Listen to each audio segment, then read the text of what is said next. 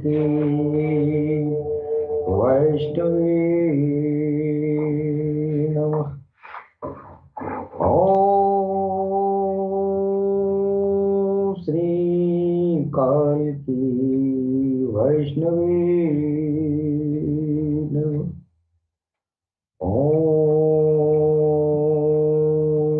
श्री काल की वैष्णवी नमः। सबसे पहले हम अपने भगवान सदगुरु सैयदी यूनुस अल गौहर की चरण कमलों में भगवान बुद्ध की धरती से प्रणाम करता हूँ। तत्पश्चात हमारे जितने भी सुनने वाले भाई बहन हैं जो पूरी दुनिया में प्यार का पैगाम और प्रेम का संदेश जो देने वाले हैं, जो दे रहे हैं, सबको सर नवाकर मैं प्रणाम करता हूँ। सबको गौहरशाही मरहबा। भगवान काल की अवतार गौहरशाही जी महाराज के चरण कमलों में सर नवाते हुए अपने भगवान सदगुरु सैयदी यूनुस अल गौहर को मैं कोटि कोटि प्रणाम करता हूँ। तत्पश्चात हमारे जितने भी प्रेम का संदेश देने वाले जो भी भाई बहन हैं उन सबको सर नवाकर मैं प्रणाम करता हूँ। दोस्तों, पिछले एपिसोड में मैंने भगवान काल की अवतार के तालीमात की रोशनी में मैंने इंसानियत की मुक्ति पर चर्चा किया था। मुक्ति एक ऐसा शब्द है कि लोगों ने तो ये बात तो आम है जमाने में, पूरी दुनिया के लोग जो है मुक्ति शब्द को जानते हैं। और पिछले एपिसोड में मैंने मुक्ति के ऊपर जो है मैंने प्रयास किया था कि सरकार की जो इल्म ये जो है वो तालीम है उसकी रोशनी में मुक्ति का मतलब बताया जाए। प्रयास भी मैंने किया है जी। मुक्ति और मोक्ष दो शब्द हैं। दुनिया के जितने भी आध्यात्मिक क्षेत्र में लोग जुड़े हुए हैं सबका जो आखिरी जो फल है सारी इंसानियत को इस दुनिया में जीने के बाद से आखिरी जो मंजिल है वो इंसान का जो है मोक्ष और ये जो है मुक्ति होनी चाहिए। दरअसल इंसान जो है मुक्ति और मोक्ष की बात को नहीं समझ पाया, इसलिए इसकी तलाश भी करना भूल गया कि तलाश भी होनी चाहिए जी। तलाश तभी करेगा आदमी जब उस बात का मतलब कोई समझेगा जी। हमारे विद्वान पूरी दुनिया में तरह तरह के मोक्ष और ये जो है मुक्ति के ऊपर जो तमाम तरह के लोगों ने जो है प्रकाश डाला है अपने अपने इल्म की रोशनी में। लेकिन भगवान काल की अवतार गौहरशाही जी महाराज जो आपने दुनिया को जो तालीमात दिया है उसकी रोशनी में मोक्ष, मुक्ति और मोक्ष दोनों अलग अलग चीजें हैं, जबकि तमाम विद्वान मुक्ति और मोक्ष को एक ही बात समझते हैं। सबकी बातें सत्य हैं, किसी के बातों को खंडन नहीं किया जा रहा है। लेकिन भगवान काल की अवतार सरकार गौहरशाही जी महाराज जो मुक्ति और मोक्ष का परिभाषा दुनिया को बताया है वो चीज अब तक पिछले अदवार में जितने भी लोगों ने व्याख्या किया है मोक्ष और ये जो है मुक्ति का, उन सब चीजों से और एडवांस ये नॉलेज है जी। और जाहिर है कि काल के अवतार एक ऐसी हस्ती होंगे जो आखिरी संदेशता होंगे दुनिया की।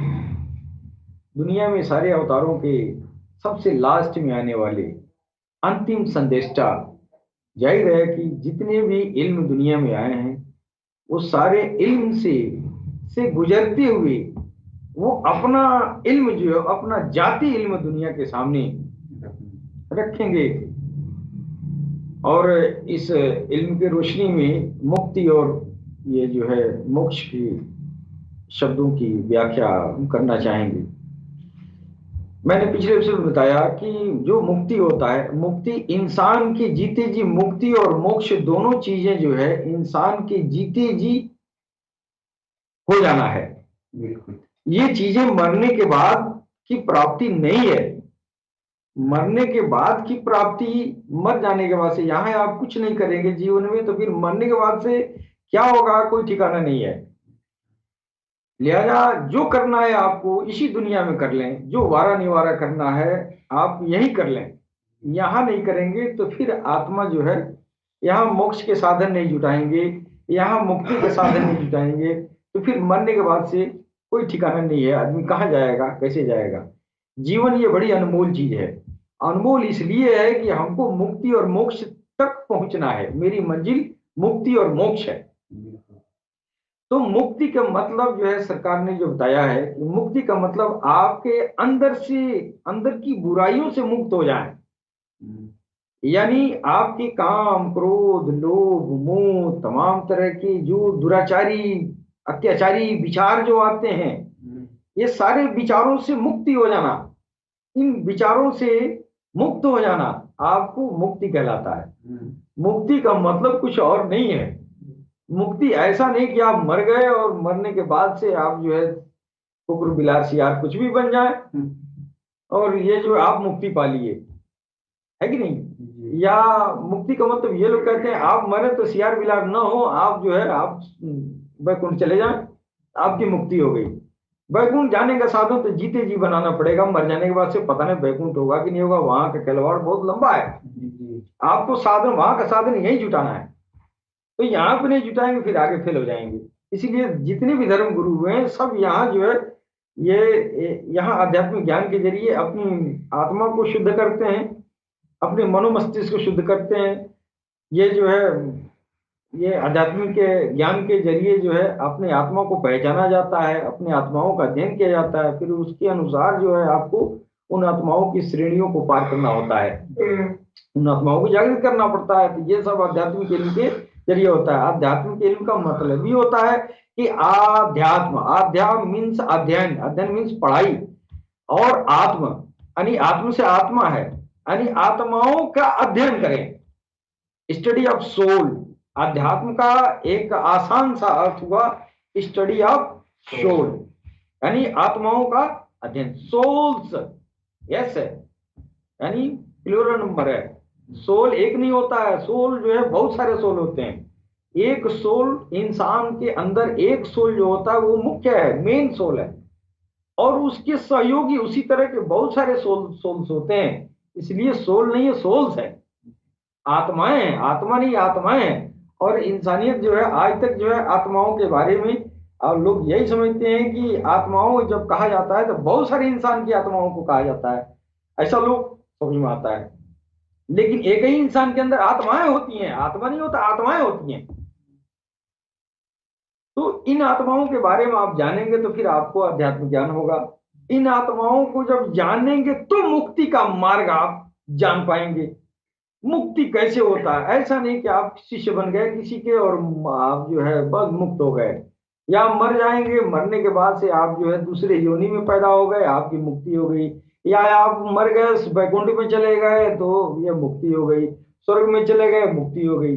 तो यहाँ का लोग नहीं, ये जो है ज्यादा करते हैं, ज्यादा चिंता बनने के बाद ही लोग। अब यहाँ की बात जब समझ में नहीं आती, अध्यात्म ज्ञान जब वास्तव में, वास्तविक अध्यात्म ज्ञान जब लोगों को पता नहीं होता है तो फिर मुक्ति का मतलब मरने के बाद वो सारे संस्कार माने जाते हैं। दरअसल मुक्ति यहाँ होता है, और मुक्ति से आगे का जो है स्टेज है मोक्ष। मोक्ष का मतलब सीधा अर्थ लोग ये लगाते हैं कि मर गए और परमेश्वर में विलीन हो गए और हमको मोक्ष मिल गया। मोक्ष भी कई किस्म, मोक्ष भी 5 तरह का होता है। अभी मैं आगे बताना चाहूंगा, पहले मुक्ति की बात में फिर से पूरा इसको और साफ कर दूं कि मुक्ति का मतलब क्या होता है। तो इन आत्माओं के जरिए आप जो है अपने आत्माओं को जब जानेंगे, इन आत्माओं में एक ऐसी आत्मा है जो राक्षसी आत्मा है, वो जो है शैतान के कुल खानदान का वो आत्मा है जो आपके अंदर डाला गया है। बाकी जो आत्माएं आपके अंदर है वो सब देवताओं के लोक की आत्माएं हैं। वो जो है उनकी प्रवृत्ति देवताओं की है। बाकी जो नाभि आत्मा के अलावा जो भी आपके अंदर आत्माएं डाली गई हैं, वो सारी आत्माएं जो है आपकी, वो वो जो है उसके अंदर देवताओं का गुण है, इसलिए कि वो देवताओं के बीच से आया ही है, वो वही का मखलूक है, वो वही का प्राणी है कि नहीं। तो ये नाभि आत्मा जो होती है, जो राक्षस होता है, जिसको जो है समुद्र मंथन के जरिए इसको जो है पवित्र किया गया। समुद्र मंथन क्या है? समुद्र मंथन दरअसल इसका जो है बातनी, इसका मतलब ये हुआ कि आपके अंदर उस नाभि आत्मा से इन देवताओं की आत्मा से जो संघर्ष होता है, आपके कुविचार और सुविचार के बीच जो द्वंद्व होता है, वो है आपका जो है समुद्र मंथन। बिल्कुल।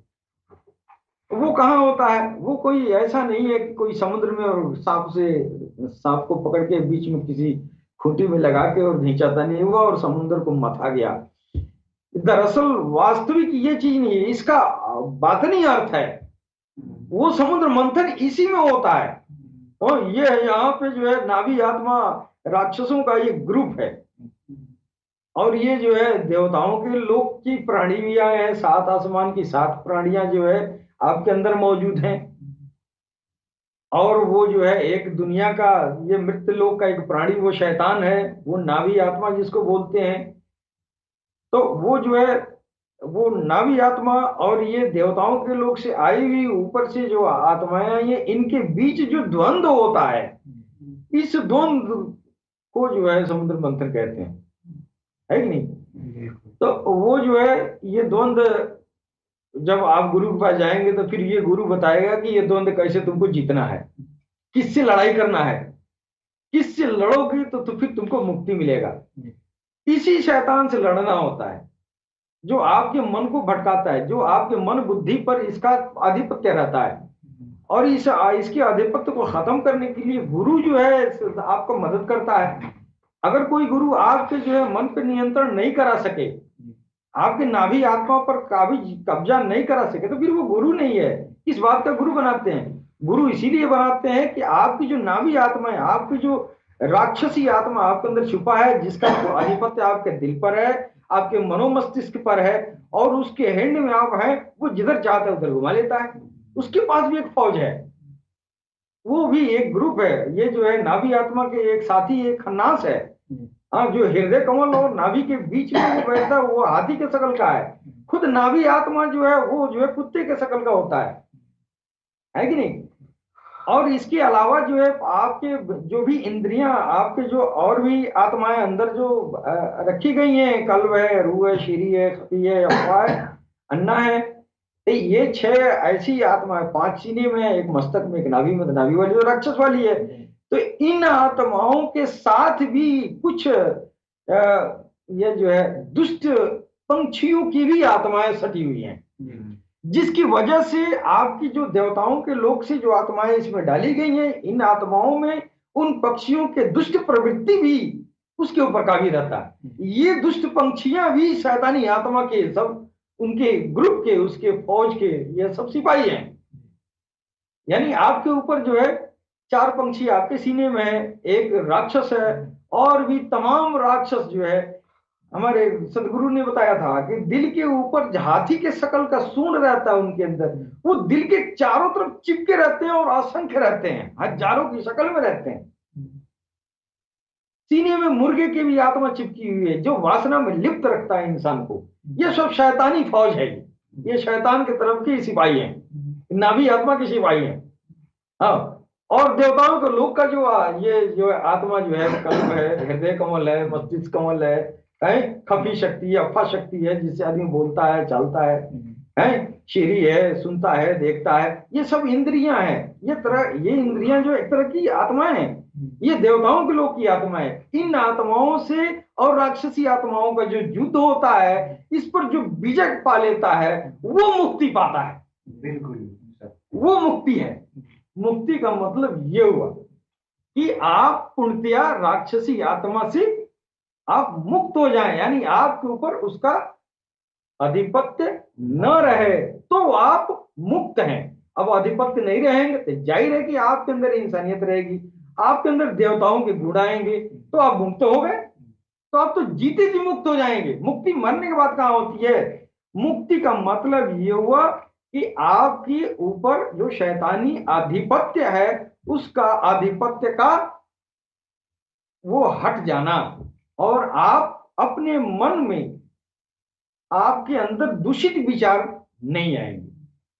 अब ये कैसे होता है, मैं याद रखिएगा, मैं मोक्ष के बारे में भी आगे मैं बताना चाहूंगा, समय भी ये हो गया, लेकिन मैं अभी जो है मुक्ति की बात मैं कर रहा हूं। ये मुक्ति दरअसल है क्या, मैं बताना चाहता हूं। ये मुक्ति जो है इन शैतानी हमलों से, इन शैतानी फितरत से ये जो है मुक्त हो जाए आदमी। अब इसके लिए तमाम तरह के सदगुरु आए दुनिया में और लोगों को मुक्त करने का तरह तरह के साधन बताए, लेकिन हमारे सरकार भगवान काल की अवतार राघव हर्षाही जी महाराज जो मुक्ति के लिए साधन उन्हें बताया, ये तरीका मैं बताना चाहता हूं कि किस तरह जीते जी मुक्ति पाएंगे। जो सरकार की जो तालीम है उसकी रोशनी, सरकार ने कहा कि भगवान के किसी भी नाम से, ईश्वर के किसी भी नाम से, चाहे तेरे ईश्वर का नाम अल्लाह हो और चाहे तेरे ईश्वर का नाम भगवान हो, चाहे राम को हो चाहे कृष्ण को हो, तेरे भगवान का कुछ भी नाम हो उससे लेना देना नहीं है। उसी भगवान के अपने नाम को किसी सदगुरु से जो तुम जो है दान ले लो। सदगुरु जब अपने तुम्हारे भगवान के नाम का दान करेगा तो भगवान के एक वजूद तेरे अंदर डाल देता है। अब भगवान का एक वजूद तेरे अंदर जाएगा तो भगवान ज्योतिर्मय है ना, तो वो ज्योतिर्मय जो है अंदर चीज जाएगा तो फिर तेरे दिल में जो है वो उस नाम का जो है रगड़ा लगेगा। कैसे रगड़ा लगेगा? भगवान जो है, हमारी सरकार नामदान देते हैं, आप चांद को देखिए 3 बार राम राम कहिए, राम राम आपके अंदर चला गया। फिर तरीका बताया जाता है कि आप दिल की धड़कनों में राम राम राम राम करते रहें। जब आप दिल की धड़कनों में राम राम राम राम मिलाते रहेंगे, फिर एक दिन ऐसा होगा कि राम राम टकराते टकराते वो अखंड संकीर्तन हो जाएगा, यानी बिना टूटने वाला संकीर्तन, भगवान का नाम का संकीर्तन जारी हो जाएगा। फिर अंदर दिल की धड़कन में राम राम होने से वहां ज्योति पैदा होगी, फिर उन ज्योति के जरिए आपके हृदय कमल में सुधार आएगा। आपकी उस ज्योति के जद में आपकी नावी आत्मा आएगी। जब वो नावी आत्मा आएगी ना, तो आपकी जो नावी आत्मा है वो ये जो है वो गुरु अपने नजरों की ज्योति से, और भगवान की ज्योति तो बनी रही है, उधर नजरों की ज्योति भी देता है। मैंने बताया था कि नजरों की ज्योति से गुरु जो है वो घेर देता है नाभी आत्मा को ज्योति से। अब वो नाभी आत्मा का भोजन तो ज्योति है नहीं, वो तो दाल रोटी है और नार है दुनिया की, ये गंदगी है। अब वो उसको नहीं मिलता, वो चिल्लाता है। गुरु कहता है चिल्लाओ, खूब चिल्लाओ, तुमको खाना है तो ये ज्योति खाओ, भगवान के नाम की ज्योति खाओ, अगर नहीं खाना तो मर जाओ। तो बाहर से मजबूरी वो ज्योति का सेवन करता है तो उसके अंदर भी सुधार आने लगता है, उसकी प्रवृत्ति बदलने लगती है। ऐसा हमारे संस्कृत में कहा गया है, जैसा खाए अन्न वैसा होए मन। तो जैसा खाए अन्न वैसा होए मन। अब नार खा रहा है तो उसकी प्रवृत्ति नार की है, गंदगी खा रहा है तो उसकी प्रवृत्ति गंदगी की है ना, और जो नूर खा रहा है, ज्योति खा रहा है, डिवाइन एनर्जी खा रहा है, तो उसकी प्रवृत्ति उसी तरह की होगी ना, है कि नहीं? इसलिए गुरु जो है उस नावी आत्मा को, उस राक्षस को जो है ज्योति का भोजन उपलब्ध कराता है, ये लो खाओ, है कि नहीं? तो वो जो है जब वो ज्योति का भोजन खाता है तो उस शैतान के अंदर जो है वो सुधार आने लगता है कि नहीं? और ये दिल का जो है ये दिल में इसका आधिपत्य घटने लगता है, ठीक नहीं? अब इसको जो है जब भगवान का नाम अंदर गया, दिल की धड़कनों में समाया और उसमें जो है रगड़ा लगने लगा, भगवान के नाम की ज्योति बनने लगी, तो फिर वो आत्मा जो है वो जो है वो मोमिन हो जाती है। उसके पहले हर इंसान का दिल जो है सनोवर होता है। सनोवर का मतलब होता है भोला भाला। सनोवर का मतलब होता है भोला भाला। और ये जो है आपका हृदय जो है, सबका हृदय ये भोला भाला होता है, और इसमें कोई शुद्ध बुद्ध नहीं होता है। इसके ऊपर जो है नाभि आत्मा और दैत्य के अधिकार से ये जो है आ, ये हृदय का जो सनोवरी जो प्रवृत्ति है, इस प्रवृत्ति के सीधेपन की वजह से शैतान इस पर गाली बजाता है, हमला कर देता है, आधिपत्य जमा लेता है, और देखता है ये इंसान तो सनोवर है, इंसान जो है भोला भाला है, और वो आसानी से भगा देता है। इसलिए जो भोले भाले हृदय वाले लोग हैं, हृदय कमल वाले हैं, उनको जो है अच्छाई बुराई की तमीज नहीं होती है, क्या अच्छा है क्या बुरा है। तो भगवान के नाम का अनुध्यान जब दिल में होना शुरू हो जाता है, तब वो हृदय जो है धीरे धीरे उसमें तरक्की आती है हृदय कमल में। तो वो हृदय कमल अब धीरे धीरे वो जो है शिष्ट हृदय में बदल जाता है। अब जब वो भगवान के नाम की ज्योति दिल में गई, इधर नाभि आत्मा भी उससे आहत हो रही है, और इधर आपकी जो है हृदय कमल जो है आपका और इसमें सुधार हो गया, अब वो शिष्ट हो गया, उसके अंदर शिष्टता आ गई। अब जब वो शिष्ट हो जाएगा तो वो गलत और सही में अंतर समझने लगेगा। अब ये सुधार हो रहा है इस इंसान में, अब मुक्ति की तरफ बढ़ रहा है, इसलिए कि भगवान के नाम की ज्योति बन रही है। उस ज्योति के जद में वो शिष्ट हो गया, सनोवर से शिष्ट हो गया, यानी भोला भाला था, अब वो शिष्टाचार आ गया। अब वो भला और बुरा में अंतर समझ रहा है। और भी मजीद ये भगवान के नाम की ये जो है सिमरन दिल की धड़कनों में आपका अखंड संकीर्तन जब चालू हो गया, तो फिर और भी धीरे धीरे कुछ दिन बाद से सुधार आता है, और ये आपके दिल का झुकाव, आपका जो दिल की ये स्थिति होती है, इसका झुकाव ईश्वर की तरफ मुड़ जाता है। जब ये ईश्वर की तरफ मुड़ जाता है तब इसको बोलते हैं उन्मुख हृदय। अब आप मुक्ति के मार्ग पर बीचों बीच में चले गए, ये मुक्ति के मार्ग चल रहे हैं, मार्ग चल रहे हैं आप नहीं। तो जब आपका उन्मुख हृदय हो गया, यानी आपका झुकाव, आपके दिल का झुकाव अब राक्षसी आत्मा के प्रभाव में नहीं आ रही है, अब आपका झुकाव परमेश्वर की तरफ हो रहा है। यह जब आपका उन्मुख हृदय हो गया, आपका झुकाव ईश्वर की तरफ हो गया, तो यह जो है इस तरह के जो इंसान है, यह दिल बुराई से रोक सकता है।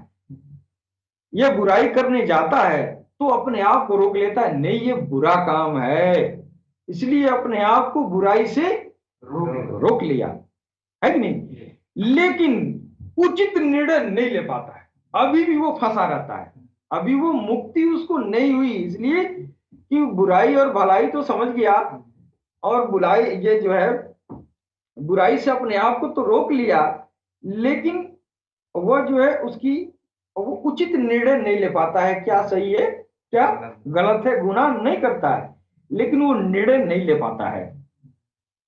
तो उसके उस ऐसे हृदय वाले इंसान पर भी आपको पूर्ण विश्वास नहीं कर सकते। फिर जब कुछ दिन के बाद से गुरु की जब नजरों की ज्योति जब मिलती है, गुरु जब प्रसन्न हो जाता है, गुरु जब वो जो है पारंगत होता है, तो फिर आपको ईश्वर से जोड़ देता है, ईश्वर की तरफ। तो पहले आपका जो है आप जब उन्मुख हृदय हुए तो आपका रुख जो है ईश्वर की तरफ झुक गया, फिर वो ईश्वर से रिश्ता जोड़ देता है। कैसे? तो आपके दिल के अंदर जो ज्योति बन रही है, ज्योति का तार बन जाता है, और ये तार सीधे भगवान के चरणों में जाता है।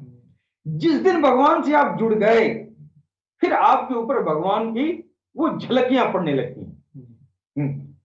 भगवान की झलकियां पड़ने, झलकियां का मतलब क्या हुआ, भगवान अब आपको देख रहा है, भगवान आपको देख रहा है, अब वो देख रहा है, अब आपका सारा काम भगवान के देख रेख में हो रहा है, इसलिए कि आपका दिल अब चमकीला हो गया है। शैतान के, राक्षसी आत्मा के आधिपत्य से आप बाहर निकल चुके हैं, इसलिए आपको ईश्वर देख रहा है कि नहीं। फिर मजीद और भी आगे आपकी जो है अनुध्यान करेंगे भगवान के नाम का, और सदगुरु की कृपा, सदगुरु की नजरों से आपको भी उधर से भी ज्योति मिलती है, और ईश्वर के तरफ से भी ज्योति मिलती है। जब आप जो है भगवान की, ईश्वर की तजल्लियात झलकियां आपके दिल पर गिरना शुरू होती हैं, तो आपका दिल जो है शहीद हो जाता है। यानी अब आप नहीं रहे, अब आप जो थे, जिसके अंदर बुराइयां भरी हुई थी, अब ईश्वर की झलकियां आपके दिल पर पड़ने लगी। अब आपका दिल जो है, अब वो और भी उसमें क्वालिटी आ गया। अब आपका दिल हो गया हुतात्मा हृदय। अब वो हृदय, हृदय कमल हुतात्मा हृदय में हो गया। यानी हुतात्मा हृदय वो है जो आपका जो हृदय था वो खत्म, वो शहीद हो गया, है कि नहीं। अब आप नहीं बचे, अब वो जो है ईश्वर उसमें आके समाहित हो गया। ईश्वर से वो हृदय जुड़ गया, ईश्वर से आपका हृदय शहीद हो गया। अब आप यहां पर गलतियां नहीं करेंगे, इसलिए कि टोटल कब्जे में आप आ गए, किसके, भगवान के नजरों में आप आ गए। आप गलतियां तो होना सवाल ही नहीं है, इसलिए कि आप भगवान के कृपा के जद में हो जाएंगे। इस समय जो दिल कहे चुप करके मान लेना चाहिए। और ये जो भगवान की, ईश्वर की तरफ से जो झलकियां आती हैं, तो ये दिल में तो सुधार हो गया, हुतात्मा हृदय हो गया, आप शहीद हो गए, ईश्वर आपके अंदर जो है, आप एक अक्ष आके बैठ गया, आपसे रिश्ता जुड़ गया। आप ईश्वर से जुड़े हुए हैं। अब आपके दिल में जो बात आ रही है सीधे भगवान तक पहुंच रही है, कोई अंतर नहीं है, एकदम बहुत करीब हो गया, है कि नहीं। इसको बोलते हैं जब भगवान से ज्योति के तार द्वारा आपका जुड़ाव हो गया, लगाव हो गया, आपका टावर हमेशा ऑनलाइन रहेगा, तो समझ जाइए कि अब आप जो है हबलील, ये जो है उसको बोलते हैं हबलील वरीद, ईश्वर रज्जु बद्ध हो जाना। यानी ईश्वर का आप में कोई अक्ष आके बैठ गया, आपके हृदय पर वही काबिज है, आपके बोली पर, आपके जुबान पर, आपकी सारी इंद्रियों पर उस अक्ष का जो है एक वजूद जो है आपके ऊपर सारे इंद्रियों पर आके बैठ गया। अब वो इंसान अपने होश हवास में नहीं रहता है। अब वो जो भी बोला, भगवान कह रहे हैं कि वो मैं उसका हाथ बन जाता हूँ, मैं उसका जुबान बन जाता हूँ जिससे वो बोलता है, मैं उसका हाथ बन जाता हूँ जिससे वो पकड़ता है। अब यहाँ पर जो है आके वो बुराइयों से पूर्णतया मुक्त होता है, बिल्कुल यहाँ मुक्त होता है कि नहीं। जब तक इंसान बुराइयों में लिप्त रहेगा, उसके अंदर बाल के बराबर भी बुराई अगर आने की संभावना है, तो मुक्ति नहीं है। ऐसे लोग जब ईश्वर यहीं कि उसके अंदर समाहित हो गया, तो फिर मरने के बाद से क्यों नहीं समाहित होगा जी। इसलिए मुक्ति आपको पहले चाहिए, मरने के बाद नहीं। अगर यहां नहीं मुक्ति पाए तो बाद में तो होना ही नहीं है। इसलिए कि जीते जी आप जो अपने सारी इंद्रियों को जगाना है, चमकदार बनाना है, ईश्वर को लुभाना है, ईश्वर के नजरों के काबिल बनाना है, नहीं, फिर वो ईश्वर इसमें जो है उसका जो शैतान का आधिपत्य था, अब इस पर जो है ईश्वर का आधिपत्य हो गया ना। अब आप मुक्त हो गए, है कि नहीं। अब आगे मैं जो है वो मोक्ष की बात मैं करना चाहता हूं। तो मोक्ष जो है, थोड़ा सा आप ध्यान देंगे मेरी बात को। ये मोक्ष जो होता है ना, ये भी 5 तरह का होता है। अब तो जीते जी आपके अंदर जो है ईश्वर से आप ईश्वर रज्जुबद्ध हो गए। अब बुराइयां आपसे छूट गई, बुराइयां आपको खुद छोड़ के भाग गई, अब वो बुराइयां आपके करीब नहीं आएगी, आप बुराइयों से मुक्ति पा लिए हैं। यानी आपकी नाभि आत्मा पर आपका आधिपत्य हो गया, उसका नहीं है। नाभि आत्मा आपके कब्जे में हो गए, यानी आप मन पर नियंत्रण 100% कर लिया, अब आप मुक्त हो गए। अब इंसान मरता है। अब यहां देखिए मोक्ष की तरफ आइए। जब इंसान मरता है तो उसकी मरने के पीछे लोग ये कहते हैं कि आत्माएं जो है आत्मा जो है यहां से जाएगी, फिर जो है वो भगवान के लोक में चली जाएगी, भगवान में मिल जाएगी, फिर उसको जो है मुक्ति कहते हैं। फिर उसको दुनिया में फिर पैदा होना नहीं है, फिर वापस ये जितनी जोनियां है उसमें भटकना नहीं है। जो आत्मा जो है आवागमन से बच गई वो मोक्ष पा गई। ठीक है, ये भी बात सही है। आवागमन ही अगर आपका मोक्ष है तो ये जो है आवागमन, ये बातें जो है तब सत्य होंगी जब आपका यहाँ आना जाना होगा, तब ने आना जाना, यहाँ आना जाना की बात थोड़ा समझने की जरूरत है। अब तक दुनिया यही समझती रही एक आत्मा है, मर जाएगी फिर आएगी, फिर जाएगी, फिर आएगी, फिर जाएगी, कभी सियार बनेगी, कभी बिलार बनेगी, कभी कुछ बनेगा, कभी कुछ बनेगा। अब बीच में भगवान खुश हो जाएगा तो फिर मुक्त, ये जो है मोक्ष दे देगा। आओ आओ, तुमने बहुत दौड़ा है, बहुत दौड़ लगाया है, कई बार आया गया है कि नहीं? तो ये मतलब नहीं है। मतलब ये है कि आप मरेंगे तो अगर आप मुक्त आत्मा आपकी है, यानी बुराइयों से मुक्त है, तो आप मोक्ष के राह पे जाएंगे। मोक्ष का मतलब ईश्वर में विलीन हो जाना, ईश्वर में विलीन हो जाना। जब ईश्वर में आप विलीन हो गए तो फिर आपका ठिकाना दुनिया तो है ही नहीं है, आप दुनिया में आएंगे ही नहीं, सवाल ही नहीं है। इसलिए कि आपका ठिकाना वहां है जहां ईश्वर खुद मौजूद है। ईश्वर में आप विलीन हो जाएंगे तो ईश्वर जहां रहेगा वहां आपको रखेगा ना, तो ये मोक्ष हुआ ना, है कि नहीं? इशारे जो है हमारे, ये जो है महायोगेश्वर भगवान कृष्ण ने भी बताया था कि अर्जुन, मेरा घर जानते हो कहाँ है? परम धाम। परम धाम है कि नहीं? मेरा घर परम धाम है, यानी मोक्ष वो पाएगा। मोक्ष उसको कहेंगे पाना जो कृष्ण में विलीन हो गया और कृष्ण के साथ परम धाम चला गया, है कि नहीं? उसके आगे वाला जो हिस्सा है, इसके, ये परम धाम के आगे वाला ये जो है, पहले वाला जो कहानियां है, ये सब लफड़े वाली हैं। लफड़ा कैसा है? लफड़ा ये है कि अगर आप पुनर्जन्म को मानते हैं तो आप इसको जान लें कि पुनर्जन्म है क्या। वो आत्माएं कई तरह की आत्माएं होती हैं, एक इंसान के अंदर 16 आत्माएं होती हैं। उसमें 16 आत्माओं में तीन तरह, दो तरह का ग्रुप होता है। एक माँ के सिकम में डाला जाता है एक ग्रुप, और एक ग्रुप जो है पैदा होने के बाद से डाला जाता है। तो जो पैदा होने के बाद से जो आत्माएं डाली जाती हैं वो जो है, ये जो है, ये 7 तरह की होती हैं। उसमें भी एक तरह का जो इसी मृत लोक का एक प्राणी है, वो नाभी आत्मा। और 6 तरह की प्राणियां 6 लोक से आती हैं, है कि नहीं?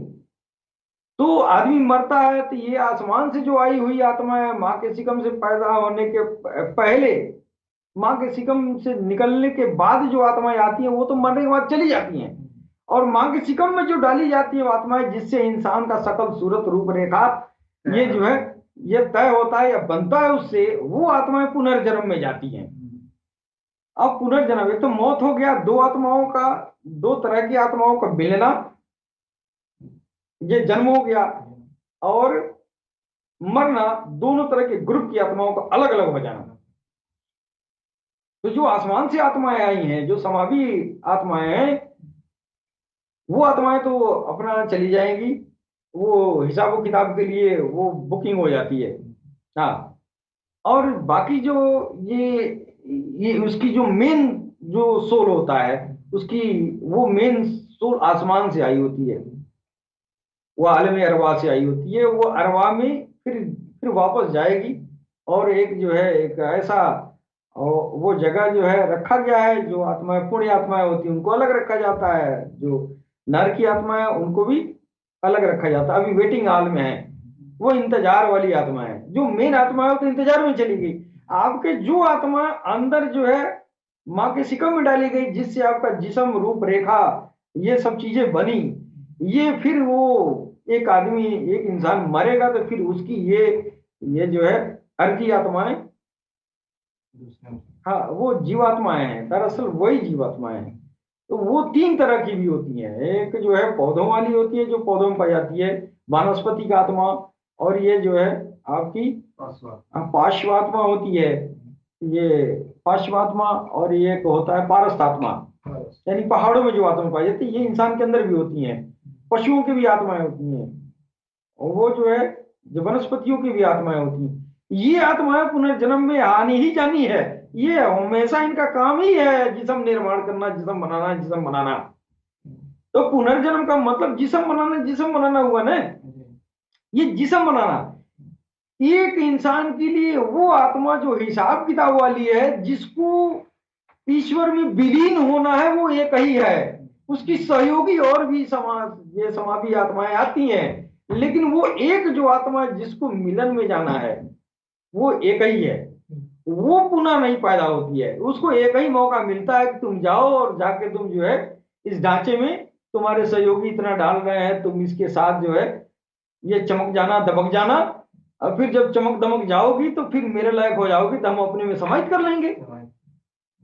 तो उस मेन जो मानव आत्मा है, उसको चमकाने धमकाने के लिए आपके साधन दिए गए हैं। बाकी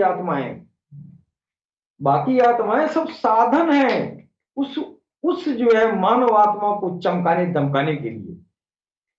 तो आपको जो है मोक्ष मिलेगा उस मानव आत्मा, इस जीते जी शरीर में ये नाभि आत्मा को संतुष्ट कर लिया। बाकी जो है सीने की जो आसमानी देवताओं के लोक से आई हुई आत्माएं हैं, सबको जागृत कर लिया, सबको जो है ये चमकीला बना लिया, नाभि आत्मा को संतुष्ट कर लिया, नाभि आत्मा से मुक्ति पा लिया। फिर ये सारी आत्माओं को भगवान के नाम के जिक्र फिक्र में लगा लिया, इसके संकीर्तन में लगा लिया, अखंड संकीर्तन चालू हो गया। फिर अखंड संकीर्तन के जरिए अंदर जो है दिल हमारा चमकने लगा। हमारी ये जो मानव आत्मा जो हिसाब वाली है, ये आत्मा जो जिसको मोक्ष में जाना है, वो आत्मा एकदम साफ सपाट चमकीला ताकतवर है कि नहीं, जिसमें एकदम वो जो है नीट क्लीन हो जाता है। ईश्वर के रूप, ईश्वर का जो ज्योति है, उस ज्योति पिंड ये पुंज की तरह हो जाती है। अब ये जो है ईश्वर ईश्वर ज्योति, ये ज्योति का पुंज है, तो आपको भी ज्योति का पुंज बनना पड़ेगा, तब तो मिल पाएंगे। इसलिए ईश्वर की तरह चमकीला बनना पड़ेगा। जब मेरी आत्मा उस तरह चमकीली हो जाएगी, तब वो ईश्वर अपने में मिलाएगा। यह काम तो जीते जी हो जाएगा। अब आपका शरीर तो दिखाई दे रहा है, आपकी आत्मा थोड़ी दिखाई दे रही है। तो जैसे परमेश्वर ईश्वर नहीं दिखाई दे रहा, उसी तरह आपकी आत्मा तो नहीं दिखाई दे रही है। आत्मा और परमात्मा का मिलन, इसको कहते हैं मिलन, कि आप चमकीला बना लिए और परमेश्वर में मिल गए, विलीन हो गए। ये जीते जी विलीन होता है। आपको मोक्ष यही हो गया। फिर यहां प्राण निकला, दम निकला, और यहां से यहां रूह निकली, और आपकी आत्मा विलीन है ईश्वर में। फिर ईश्वर का तो पलकों में यहां से अपने परम धाम का आना जाना पलक झपकते हैं। तो आप ईश्वर की तरह आप हो गए, और एकदम पानी में पानी मिल गया है, दूध में पानी जिस तरह मिल गया। तो अब जब आप मिल गए ईश्वर में, तो ईश्वर जहां जाएगा वहां रखेगा। ईश्वर में आप मिले हुए हैं ना, ईश्वर परम धाम जाएगा, परम धाम जाएगा तो आपको भी ले जाएगा। ये है मोक्ष, इसको मोक्ष बोलते हैं। बाकी तो ये पुनर्जन्म की स्थिति तो होनी है, इसलिए कि इसकी आत्माओं का ड्यूटी ही है कि तुमको जिस्म बनाना है। एक जिस्म से निकलो, दूसरा जिस्म बनाओ, तीसरा जिस्म बनाओ, चौथा बनाओ। ये मुसलसल लगा ही रहेगा मृत्यु लोक में। ये आत्माएं सिर्फ जो है ये अर्जी आत्माएं होती हैं। ये आत्माएं जो है सिर्फ जिस्म बनाती हैं, इनको तो आना जाना लगा ही है। ये जाति कहाँ है, यही तो रहती है। यहां से एक माँ के सिकम से निकली, दूसरे माँ के सिकम में डाल दी गई, तो जाना आना तो इसको है नहीं, ये कहीं नहीं जाती है कि नहीं। तो पुनर्जन्म इनका हुआ ना, पुनर्जन्म उसका नहीं हुआ जो हिसाब के लिए आया। हाँ, वो तो विशेष ये इंसानी जो मानव आत्मा होती है, वो विशेष चीज है। उसके बहुत बड़े बड़े काम हैं। उस काम को आप नहीं जानेंगे तो फिर उससे कराएंगे कैसे। ईश्वर ने यहाँ भेजा है कि जाओ इस ढांचे में बंद हो जाओ, ये तुम्हारी सुविधाएं हैं, ये सारी आत्माएं तुम्हारे साथ लगी हुई हैं, इनकी मदद लेना है नहीं। फिर जो है किसी सदगुरु का हाथ पकड़ोगे, तुमको मुक्ति दिलाएगा, मुक्ति दिला के तुमको चमकाएगा। जब चमक जाओगे, मेरे लायक हो जाओगे, तो हम तुम्हारे अंदर समाहित कर लेंगे। अब बस हम जहां रहेंगे वहां लेके जाएंगे। वो हुआ मोक्ष, ये है मोक्ष। तो मुक्ति और मोक्ष में अंतर हुआ। मुक्ति जीते जी अपने नाभि आत्मा को पवित्र करना, अपने मन पर नियंत्रण करना, है कि नहीं। और उसके जरिए आपकी जो है आत्मा, मानव आत्मा चमकीली हो जाना। फिर जब चमकीली हो जाएगा, प्रभु के लायक हो जाएगा, तो कभी न कभी गले लगा ही लेगा। अब गले लगा लिया तो फिर यहां से निकलेंगे, जिंदा रहेंगे तो भी मेरे अंदर समाहित है, मेरी आत्मा को अपने अंदर वो समाहित कर लिया है। वो मुझ में, मैं तुझ में हूं, तू मुझ में है। जीता जीते जी इंसान का ढांचा घूम रहा है। अंदर का खेल ये हो गया है कि बस जीते जी मिलन हो चुकी है ईश्वर से, उसकी मिलन हो चुकी है, जीते जी मोक्ष पा लिया है। बस प्राण निकला, रूह निकली। फिर निकली तो ये जो है रूहों का ग्रुप जो है होता है आसमानी, और ये जो है समाधि अर्जी आत्माएं दोनों अलग हटी। मौत हुआ, ये आत्मा निकली, प्रभु में विलीन है, प्रभु के साथ चली गई। बाकी लोगों का यहाँ जो सिलसिला चल रहा है चलता रहेगा। अब उसको जो मुक्त हो गए, जो मोक्ष पा लिया जो आत्मा, वो हिसाबो किताब से भी वंचित हो गया ना। वो तो हिसाब किताब से वंचित हो गया। अब कहा जाता है मैशर लगेगा, एक ऐसा हिसाब कर्म फल दिवस बनेगा। कर्म फल दिवस के दिन ईश्वर ने कहा कि हम हिसाब लेंगे। हिसाब उनके लिए है जो मोक्ष की प्राप्ति जीते जी नहीं किए हैं। जीते जी जो मोक्ष पा लिया उसके लिए न कोई कर्म फल दिवस है, न कोई मैशर का दिन है। इसलिए कि मैशर वो ठहरेगा ही नहीं ना। क्यों नहीं ठहरेगा? जीते जी वो जन्म हो गया है, जीते जी वो मिल गया है, जीते जी दूध पानी एक में हो गया है, जीते जी ईश्वर आत्मा परमात्मा में बदल गया है, आत्मा परमात्मा में मिल गया है। फिर उसको हिसाब कौन लेगा? ये ईश्वर में जब वो विलीन हो गया है तो ईश्वर से कौन हिसाब लेगा? लेगा? नहीं लेगा। इसलिए ये सब जो है नाटक चला है पूरी दुनिया में। गुरु चला भगवान भगवती, ये अध्यात्म का पाठ जो पढ़ाता है, हर लोग पढ़ाते आए, इतना अंबिया आए, इतना जो है रसूले आए हैं, इतना नबी फकीर ऋषि महर्षि सब आए, सब इसी ज्ञान को बताने के लिए कि यार तू जब तक जिंदा है तब तक ये दोनों काम कर ले, मोक्ष, मुक्ति और मोक्ष, ये तुम्हारा लक्ष्य है। अगर तू ये लक्ष्य नहीं पाया तो फिर जान जाओ कि तुमको लटकना है। कहां लटकना है? तो मुसलमान भाइयों तो तुमको मैशर में जाना है। इसलिए कि मैशर ढाटर खुलेगा आलमी अरवाह का, वो ढाटर खुलेगा, सारी रूहों को इकट्ठा करेगा कि तुम दुनिया में जाके चली गई, तुमने कितना कितना पाप पुण्य किया है बताओ। अब एक एक का हिसाब होगा, 50,000 साल तक हिसाब होगी। और वो जो है एक एक आत्मा को, जो यहाँ मुक्ति और मोक्ष नहीं पाई है, वही आत्मा को जेल से निकाला जाएगा। आओ इधर, अब तुम्हारे स्वर्ग नरक का तुमको फैसला सुनाया जाएगा। तो वो आत्माएं जो है हिसाब किताब 50,000 साल होगी, और फिर वो पता नहीं कौन नरक में जाएगा, कौन स्वर्ग में जाएगा, कौन फेल होगा, कौन पास होगा, ये कौन जानता है कि नहीं? यहाँ इंसानियत को मौका मिला है, जितने अवतार आए, पैगंबर आए, ऋषि आए, महर्षि आए, सब आध्यात्मिक इल्म को बताया कि अरे भाई तू इसको हासिल कर ले।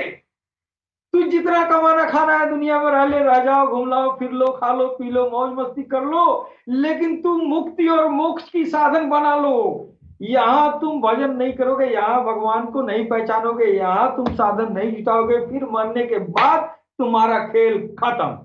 तुमको या तो स्वर्ग में जाना है, नहीं तो नरक में जाना है।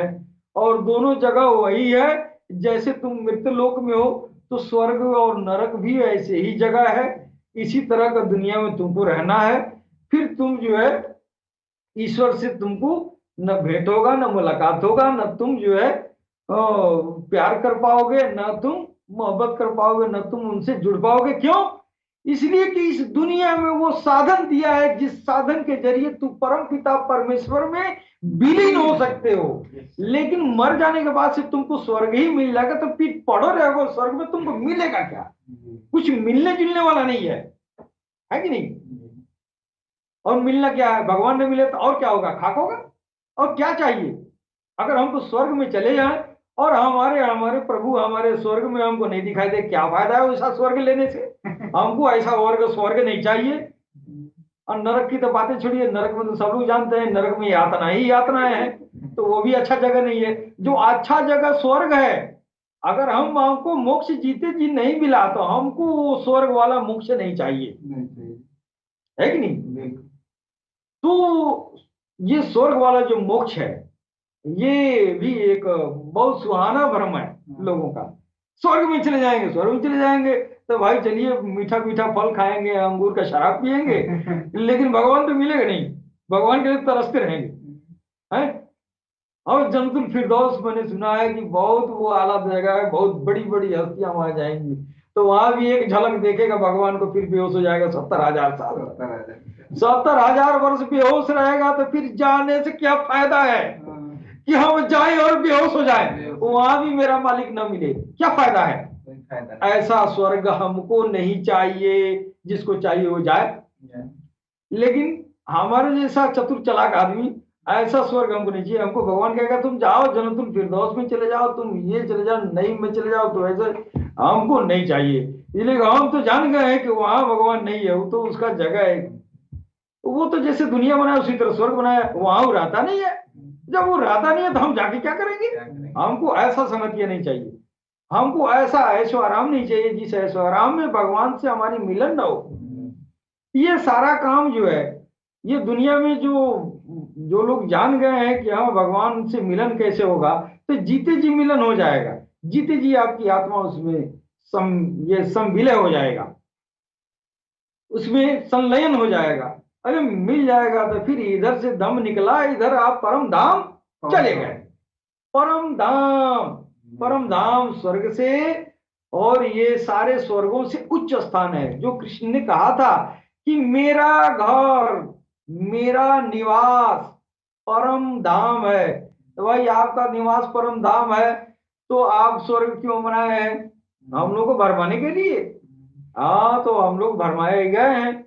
बस तू स्वर्ग में अच्छा काम करो, स्वर्ग में चले जाओगे, तो वहां भी मीठा खाना है। धरती पर भी जाओ, तूने पॉकेट काट के मजा मारा, वहां भी मजा मारना, हमसे तो पल्ला नहीं पड़ेगा। क्यों? हमारा घर परम धाम है। अरे नहीं भाई, हम ऐसा गुरु तलाशेंगे कि हमको वो गुरु बता देगा क्या, कि आप कैसे मिलेंगे। बिल्कुल, आप कैसे मिलेंगे। वो उनका जो है, ये हमारा जो ये मानव आत्मा जब चमत्कृत हो जाएगा, चमकदार हो जाएगा, मुक्ति मिल जाएगा काम क्रोध लोभ मोह से, फिर मैं मुक्त हो गया। अब हमको जो है हमारी आत्मा संविलीन हो गया, किसमें? परमात्मा में। परमात्मा के एकाक्ष ऐसा आएगा जिसमें मेरी आत्मा विलीन हो गई।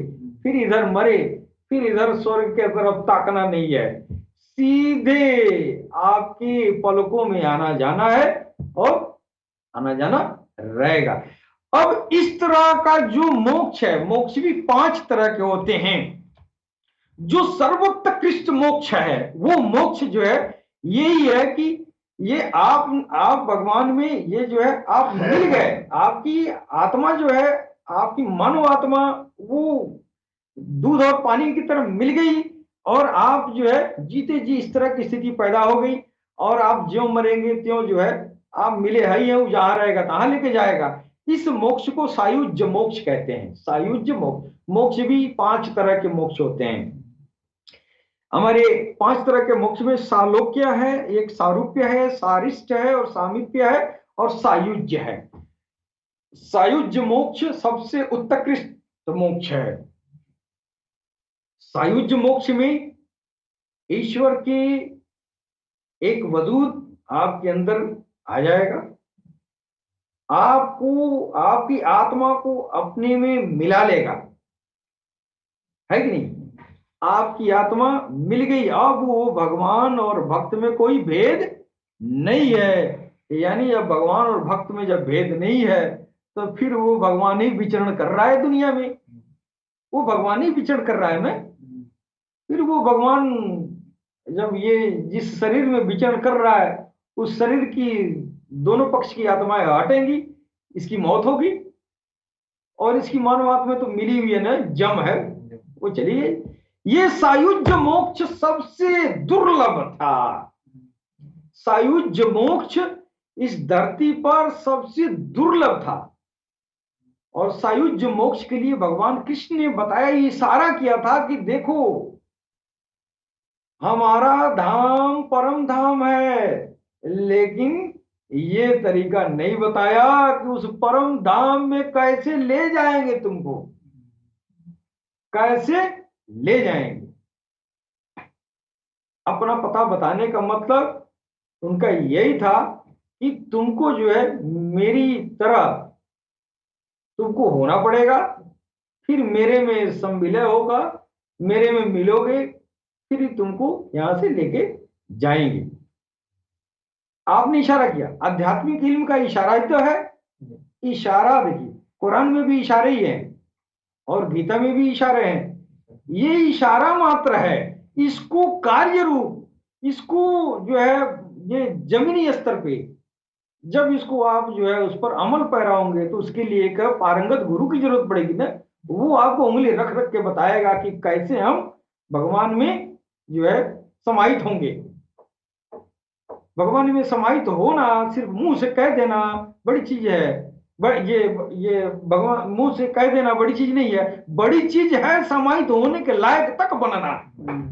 समाहित होने के लायक तक बनना बड़ी चीज है, और समाहित होने के लायक बनाने के लिए गुरु का सबसे बड़ा रोल है। गुरु अगर पारंगत नहीं है तो मेरी नाभि आत्मा संतुष्ट नहीं होगी, मेरी सारी आत्माएं गंदे में चले में रहेंगी, मेरा दिल जो है वो नाभि आत्मा के अधिपत्य में रहेगा, हम कहीं से जाल से नहीं निकल पाएंगे, मुक्ति नहीं पाएंगे। मुक्ति पाने वाली आत्माएं ही जो है मोक्ष की तरफ जाती हैं। तो सबसे उत्कृष्ट आपका सायुज्य मोक्ष है, यह जो है अनंत काल तक रहता है। यानी अब वो ईश्वर में जो विलीन हो गया वो आत्मा कभी ईश्वर से जुदा नहीं होगी, यह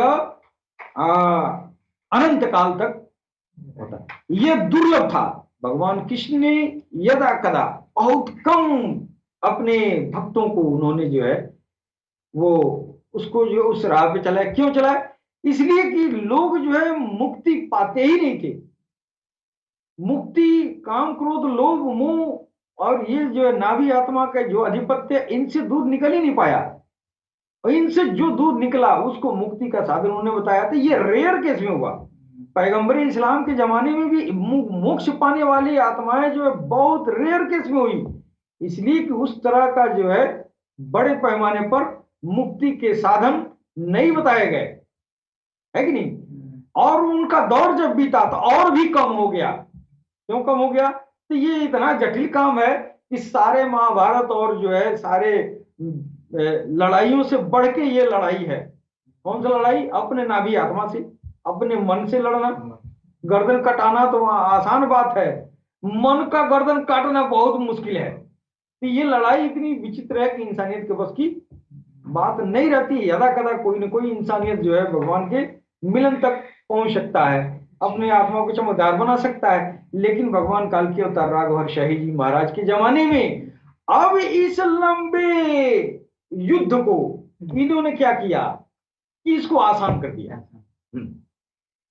अब इसको आसान कर दिया ना, तो ये क्या सरकार, अब आपको कुछ भी नहीं करना है। सरकार भगवान काल की अवतार अपनी नजरों से आपके नाभि आत्मों को पवित्र करेंगे और इसके अधिपत्य से आपको मुक्त कराएंगे, आपके दिल को चमकीला बनाएंगे, आपकी आत्मा को चमकीला बनाएंगे, और वो जो है अपने में समाहित कर लेंगे, और वो भी जीते जी। और वह जो है अब जो ही आपकी मृत्यु इस दुनिया से, मृत्यु लोक से जो ही आपका जो है विदाई होगा, अब बस बाकी आत्माएं अपने अपने ड्यूटी में लग जाएंगी, और आपकी जो मानव आत्मा है ये भगवान काल के अवतार के वजूद में समाहित हो जाएगी। फिर ये पलक झपकते बैकुंठ नहीं, बैकुंठ नहीं है, परम धाम है। बैकुंठ तो नीचे है, बैकुंठ में तो बहुत सारे भगवान मौजूद हैं। परम धाम यानी वो दूसरा कोई नहीं जा सकता, जहां देवता भी नहीं जा सकते, जहां ये अवतार भी नहीं जा सकते। वहां जाने के लिए एक सिर्फ और सिर्फ साधन है कि अपनी आत्माओं को चमकदार बनाए मृत्यु लोक में, और यहीं से आप समाहित हो जाएं, यहीं पर जम हो जाए, मरने के बाद परम धाम चले जाएं। यही मोक्ष, असल मोक्ष है, जिस मोक्ष को सायुज्य मोक्ष कहते हैं, जो भगवान काल्की अवतार राघव हर्षाई जी महाराज के द्वारा पूरी दुनिया में हर कौम के लिए, हर जात, हर बिरादर के लिए आम कर दिया है। अब हमको चाहिए कि सारी इंसानियत भगवान काल्की अवतार के चरण शरण में आकर और सायुज्य मोक्ष की प्राप्ति करें। इसके साथ ही हम अपनी वाणी पर विराम देना चाहते हैं। सबको सलाम, नमस्ते, गौर श्री मरहबा।